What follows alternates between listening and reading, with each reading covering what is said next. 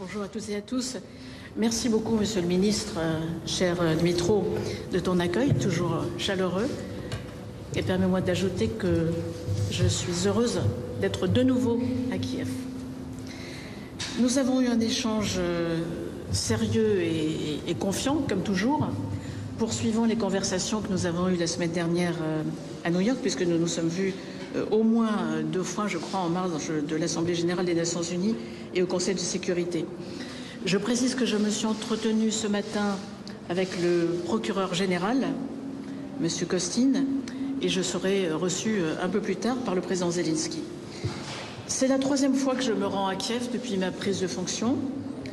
La dernière fois, c'était aux côtés du président de la République, le 16 juin, président qui était accompagné du chancelier allemand, du président du Conseil des ministres italien et du président roumain.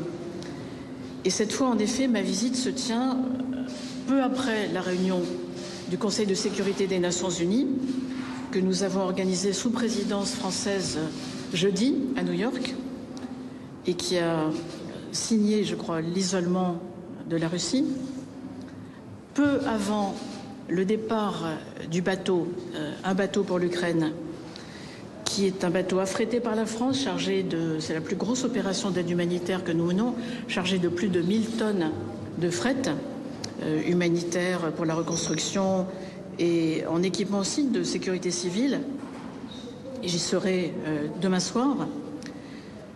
Et une visite qui se tient aussi au moment où une nouvelle mission de gendarmes enquêteurs vient d'arriver pour aider à enquêter sur les crimes commis à Izium et dans la région de Kharkiv. Je crois que ça illustre bien 3 volets de l'action de la France. L'action politique et diplomatique, bien sûr, l'action humanitaire et de reconstruction, je verrai l'une de ces opérations cet après-midi, et puis la lutte contre l'impunité. Au cours des derniers mois, permettez-moi de retracer quelques éléments devant vous. L'Ukraine a réussi à résister à l'armée russe dans le Donbass. Elle a même entamé une contre-offensive dont les résultats sont nets dans la région de Kharkiv et qui progresse également sur le front sud. Elle a obtenu le statut de candidat à l'Union européenne, en faveur duquel la France, présidente en exercice du Conseil de l'Union européenne, s'était fortement mobilisée et je suis heureuse de ce résultat. Et puis elle a desserré le blocus imposé par la Russie en commençant à pouvoir exporter ces céréales à la fois par la mer Noire et par la voie terrestre et fluviale sur l'ouest du continent dans le cadre de l'initiative européenne qu'on appelle les corridors de la solidarité et qui ont été remarquablement efficaces puisque plus de 10 millions de tonnes ont déjà pu être exportées. À ce propos, je voudrais ajouter une précision. Peut-être avez-vous entendu le président de la République rebondir sur l'initiative du président Zelensky d'offrir 50 000 tonnes de céréales à la Somalie et à l'Éthiopie. Je crois que c'est un geste particulièrement fort de la part d'un pays en guerre que d'offrir des céréales à des pays qui en ont besoin. Et je voudrais vous dire que la France va contribuer à cet effort pour couvrir les frais de transport et de distribution de ces céréales vers la Somalie à hauteur de 14 millions d'euros. Je précise que l'Allemagne fait de même pour ce qui concerne la livraison et la distribution de céréales qui concernera l'Éthiopie. Ces résultats acquis depuis quelques mois forcent l'admiration et je le dis non sans ajouter que chacun mesure bien sûr les souffrances endurées par le peuple ukrainien depuis maintenant 7 mois. Et donc cela va sans dire, ma présence aujourd'hui, ma nouvelle présence, signifie aussi que nous avons voulu, de façon visible, adresser une nouvelle fois un message d'amitié et de soutien de la France à l'Ukraine. La France, cher Dmytro, est à vos côtés depuis le début de l'agression russe et elle le sera jusqu'à ce que l'Ukraine recouvre sa pleine souveraineté et son intégrité territoriale. Elle le restera donc pendant cette phase dans laquelle nous sommes, mais aussi après la guerre, parce que je suis convaincue qu'il y aura un après. Le soutien que nous apportons est massif, il mobilise toutes les composantes de l'État français, que ce soit en matière humanitaire, économique et financière, diplomatique ou militaire, dans le cadre d'une enveloppe qui est déjà de plus de 2 milliards de dollars. Et ce soutien, je le répète, il se poursuivra dans la durée, y compris pendant la phase de reconstruction de l'Ukraine. Sur le fond, vous venez de le rappeler, Monsieur le Ministre, cher Dumitro, et le Président de la République a été tout à fait clair à New York en s'adressant aux États membres de la communauté internationale. Ils ont le choix simple aujourd'hui de devoir choisir entre faire le choix de la guerre ou faire le choix de la paix et ne pas rester neutre. On ne peut pas rester neutre.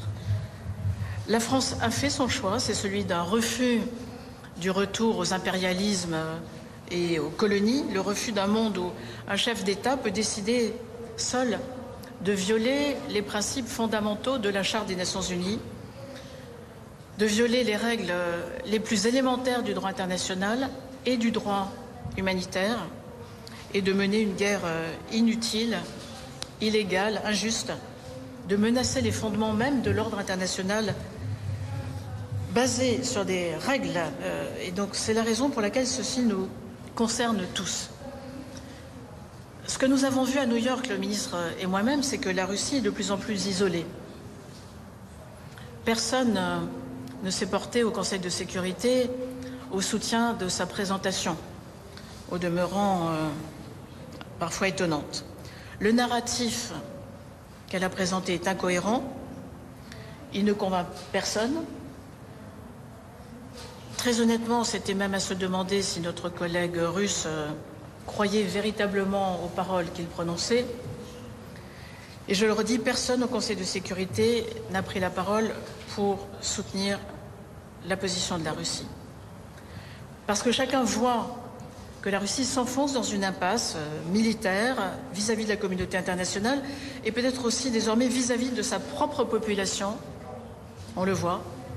Et ceci alors même que les sanctions sans précédent que nous avons adoptées produisent leurs effets et vont produire leurs effets encore davantage en gênant de plus en plus, puisque c'est leur objectif, l'effort de guerre mené par la Russie.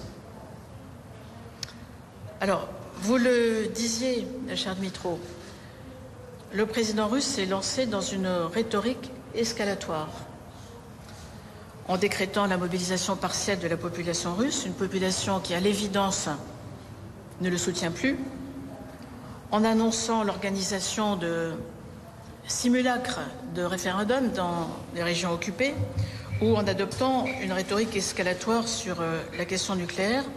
Tout ceci ne nous détournera pas ni de nos principes, ni de nos objectifs.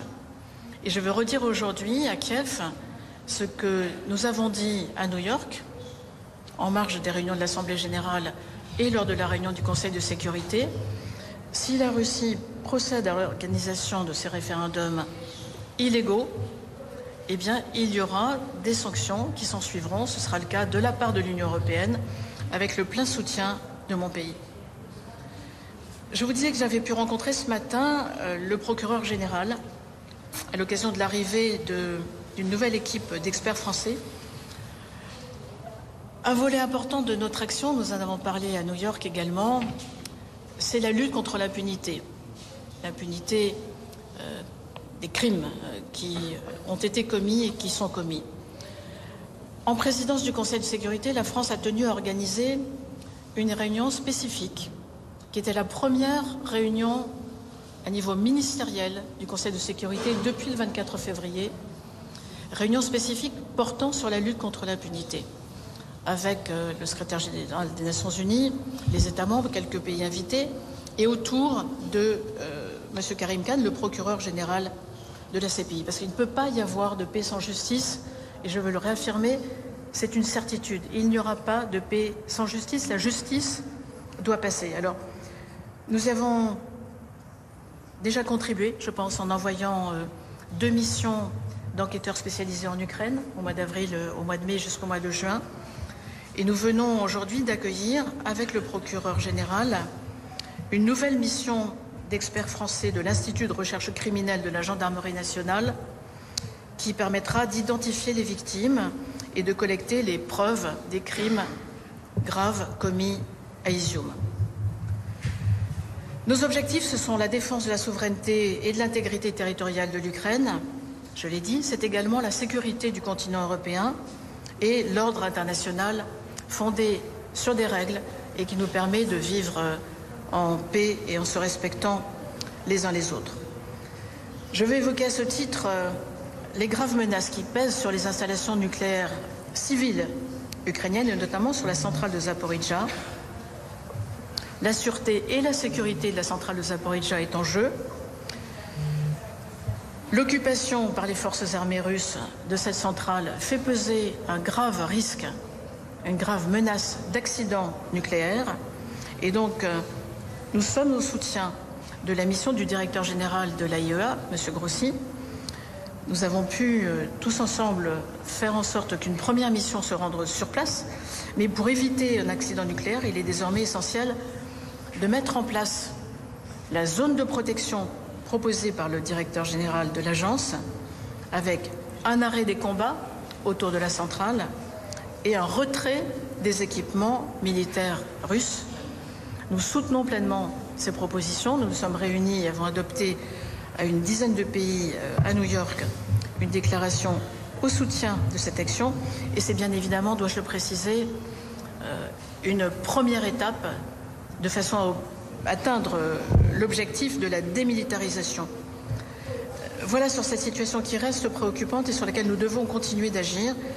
Je m'arrête là, mais je voudrais continuer simplement par une dernière phrase pour souligner l'importance, l'étroitesse de nos relations, le soutien constant que nous apportons et apporterons à l'Ukraine. Et je le redis, cher Dimitro, au-delà de cette phase très difficile d'aujourd'hui. Nous sommes à vos côtés et la France est votre amie. Merci. On a une très courte question. Le premier BFM. Bonjour, Benoît Ballet, BFM TV. Une question pour Madame la ministre Colonna. Vous avez évoqué des sanctions si la Russie venait à reconnaître les référendums présentés comme tels, en tout cas dans les régions aujourd'hui occupées. Pouvez-vous préciser de quelles sanctions il s'agit, quelles sanctions la France envisage, également l'Union européenne, s'il vous plaît? Bien sûr. Ces sanctions sont prises comme les précédentes dans un cadre européen. Il y a déjà 6 trains de sanctions et puis on va dire le 7e, même si on le baptise rarement 7e, qui ont été adoptés à l'unanimité par les Européens. Nous avons donc, sans attendre la fin de ces pseudo-référendums, engagé un travail entre Européens. Les consultations sont en cours, de façon à déboucher le plus rapidement possible sur une nouvelle série de sanctions. Elles seront très certainement tout à la fois individuelles, pour cibler les responsables de ces opérations illégales, et toucheront sans doute d'autres secteurs qui n'étaient pas encore sous sanction et qui sont donc appelés à le devenir. Et encore question de Ukrainian media. Interfax Ukraina до глави МЗС Франції після оголошення про мобілізацію Росії. Française après le lancement de la mobilisation en Russie et après la découverte des crimes, la France compte-t-elle à renforcer la pression sur la Russie et augmenter l'aide à l'Ukraine? La question aussi au ministre ukrainien, est-ce que les sanctions qui vont être prises contre la Russie seront importantes et à quoi il faudrait s'entendre? La réponse la plus simple et la plus juste serait oui. Nous continuons de renforcer notre aide militaire à l'Ukraine. Nous ne sommes pas seuls à le faire, mais nous le faisons et nous le ferons. Nous en avons évidemment parlé avec le ministre Kuleba, comme nous le faisons à peu près à chaque fois que nous nous parlons. Je ne vais pas entrer dans les détails, il en a donné quelques-uns, le reste est en cours. Mais c'est en effet quelque chose que je peux vous confirmer.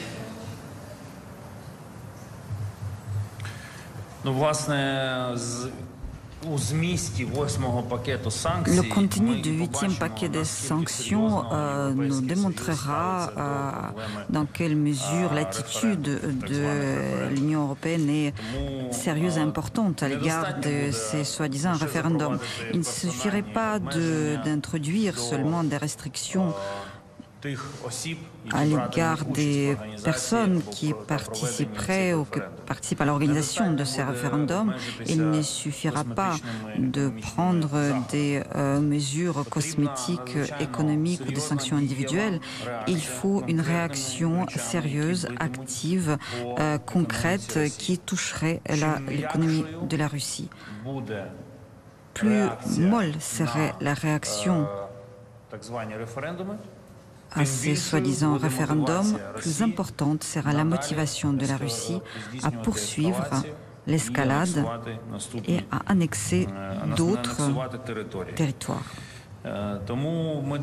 Par conséquent, nous avons prouvé à tous les niveaux, nous avons établi nos attentes et nous avons présenté à nos partenaires. L'Union européenne est en train d'élaborer un nouveau paquet de sanctions. J'ai eu l'occasion d'en discuter également à New York à ce sujet avec les collègues. J'ai eu des conversions téléphoniques également. Nous en avons parlé avec Catherine aujourd'hui. Donc je ne peux que répéter ce que j'ai dit à mes collègues à New York, les paroles d'inquiétude ou des sanctions personnelles ne peuvent arrêter une annexion. Il faut des mesures sérieuses. Merci, bonjour. Claire Collier pour LCI. Vous avez évoqué l'envoi de gendarmes, d'enquêteurs de la gendarmerie nationale dans la région d'Izium. Est-ce qu'on peut en savoir un peu plus sur les moyens déployés? Et puis, est-ce qu'il est prévu qu'ils aillent à Kozacha Lopan, dans le nord du pays, où un nouveau charnier a été découvert? Merci, madame. Ils viennent d'arriver, ils seront déployés demain. Il s'agit d'un certain nombre de spécialistes qui aideront la justice ukrainienne à documenter les crimes, à identifier les victimes. Je rappelle par ailleurs que la France a offert un laboratoire mobile ADN qui est, je crois, bien utile à l'Ukraine et qui pourra être utilisé. Ils seront déployés dans la région de Kharkiv et amenés à travailler pour le moment dans une première partie de leur mission, en tout cas qui est d'une durée de 15 jours, renouvelable. Donc ils seront amenés dans cette première partie à travailler sur les crimes qui ont été commis à Izium. Ensuite, nous verrons s'ils sont appelés à rester. Merci. Дякую. На цьому все.